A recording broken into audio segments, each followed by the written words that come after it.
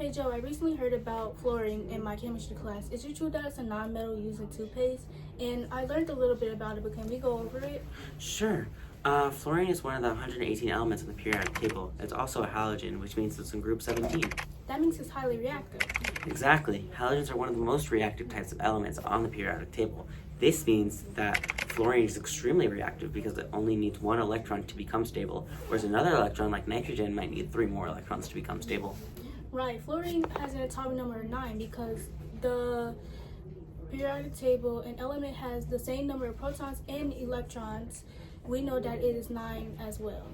Has 9 electrons as well. Exactly. So, because fluorine's in group 17, it has 7 valence electrons because the amount of valence electrons corresponds to the group number, which in this case is 7 if you take off the 1. Wait, I heard about this thing called Coulomb's law. Can you explain it?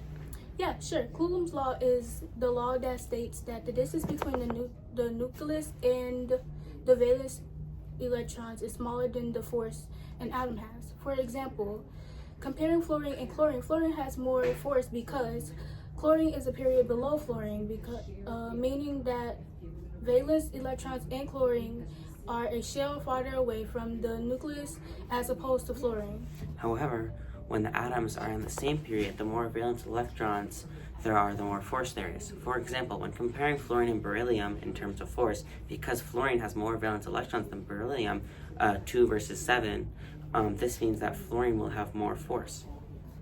Another special thing about fluorine is that it's the highest electronegativity and ionization energy. This is because both of them grow upwards from left to right and bottom to top, including noble gases. For example, it has more electronegativity and ionization energy than beryllium because it's farther right across the periodic table, even though they're in the same period. When comparing fluorine and chlorine, fluorine has more electron negativity and ionization because it's further up the group than from chlorine.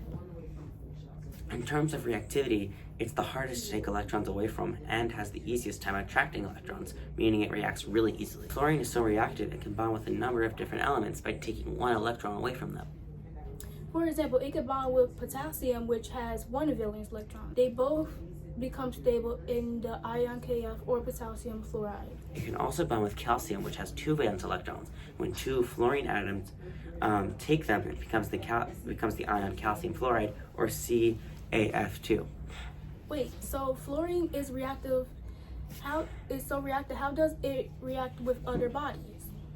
One positive way it interacts with our body is by preventing tooth decay. When you use fluorine with other chemicals in items like toothpaste, it can help prevent tooth decay and decay like this in your mouth. Fluorine also can be used in very small amounts in our water, and this can help prevent tooth decay and dental caries in everyone. It's used in our water? Mm-hmm. I didn't know that.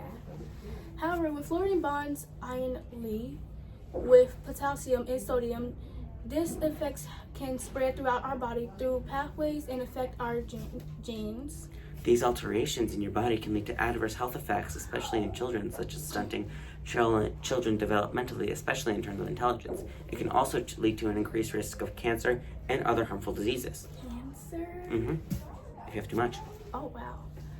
Overall, fluorine is a very reactive element for a number of reasons, such as its number of valence electrons, its high ionization energy, and electronegativity. Because of this, it has many positive and negative effects on our bodies, such as it helps us keep our teeth, but it can also hurt us if you have too much, and can result in lower development in children and an increase in getting these dangerous diseases. Well, thanks, Joe. This helped me a lot. Now I know a lot more about fluorine. No problem.